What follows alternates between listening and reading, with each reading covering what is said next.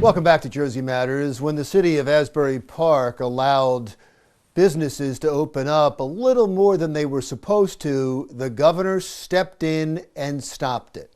So what does Asbury Park do now? We talk with the deputy mayor, Amy Quinn. All right, thank you so much for doing this. I really appreciate your time. So there was a reopening up and down the state. And Asbury Park seemed like you made the decision locally that you were going to go a step further than the executive order. And you heard from the governor. Where does it stand right now? So Wednesday of last week at our council meeting, we passed a resolution allowing for the outdoor dining that we're all seeing today. But we also allowed for the indoor dining at a 25% capacity. And where we got that from was the Executive Order 150, which talked about indoor gatherings of up to 25% capacity. So our thought was, well, if you can be indoors at 25% capacity via mask and social distancing, you can be indoors, eating breakfast or lunch or dinner. So we passed that resolution. The governor was arguably unhappy. He then filed a motion and had temporary restraints put on Asbury on Friday of last week, and that halted any of the indoor dining. We personally called all of the restaurants that even were remotely thinking about doing indoor dining, told them not to, because as a result, the violation of that would have been problems with your liquor license, fines with your liquor license, and just general fines for violating the executive order. What do you think of the governor's actions? So listen, I think he's in a tough spot, right? We've never been in a pandemic before. So I don't want to beat him up for that. We as the council and Asbury Park is the main council. This is our first time, dealing with the pandemic. But I will, I'll be honest, the executive orders are often vague. Sometimes there doesn't feel like a lot of rhyme or reason to them. So for example, we just asked for guidance for indoor dining. And that guidance has been given to daycares, that guidance has been given to camps, that I can go get a tattoo. That guidance has been given to nail salons, hair salons. So, we weren't sure why that guidance wasn't coming down the pike for our, small businesses in Asbury Park. And what I think gets lost in this mix, and, the way I try to explain it to people is, if you're a North Jersey town or a Central Jersey town, you have the entire year to basically make whatever it is that you need to make to pay your staff, to make sure your establishment is safe and clean. And when you live in a shore town, that is really condensed to Memorial Day to Labor Day. So that's the period of time where a lot of our restaurants, particularly near the waterfront, are able to make the most amount of sales that carry them through months that are, January, February, and March, which are really hard months for all of our businesses in Asbury.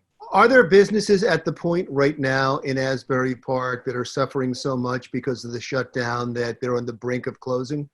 Unequivocally, and one closed. So Moe Deans, which was a big restaurant in downtown, closed last week.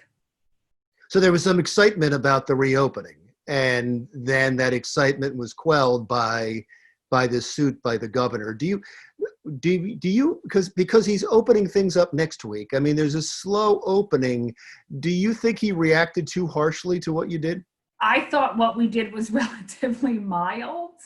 But I think that without guidelines to these restaurants, even if he doesn't allow indoor dining for 1 week or 2 weeks or 3 weeks or 4 weeks, if you don't give them the lead time to buy the partitions, to, move their booths, get different tables, break up their tables, if they're not giving those guidelines relatively soon and have some opportunity to do some indoor dining, this summer, we have a real problem. And the other thing that, I got a barrage of emails about is if it rains, can I bring the patrons in? If it rains while they're eating, do I just tell them they have to go home? If we get a week or two of bad weather, what happens then?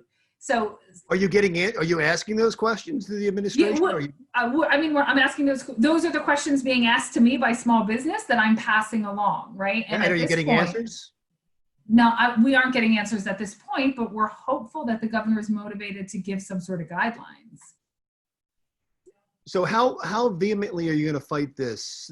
I know you have an injunction. Are you going to stay in court in this? Look, if the governor was going after the city of Asbury Park, we could put up a fight. if he's going after small businesses that have already taken a beating over the last 2 or 3 months, we're not going to, advise them to get fined. We're certainly not going to advise them to lose their liquor licenses. So, what we did do last week is call on the governor to come to Asbury Park to meet with some of these small businesses. So instead of barraging me with all of these questions, they would have an opportunity to talk to him and what they've been going through. So other than that, other than this big story, how is Asbury Park doing as a city? How is your budget suffering because of this? Oh, absolutely. I mean, we turned off our parking meters for months. We would normally be at $1 million by Memorial Day for parking, and we're nowhere near that. We also, to support the businesses, did 2 things. We waived all the cafe outdoor licenses. It's another $130 that's gone. And we did a major, one thing that we are really excited about is we did a major expansion downtown. So Cookman Ave is going to be closed. Parts of Madison Ave are going to be closed. Parts of Bangs Ave are going to be closed. Restaurants, retail, and galleries are going to be able to put their tables to sell stuff, put their restaurants out. You're going to be able to sit in the streets. You're going to be able to sit on the sidewalk, and you're going to be able to expand your indoor space outdoors. And that's something we're really excited about. And we're going to be doing that every Thursday, Friday, Saturday, and Sunday.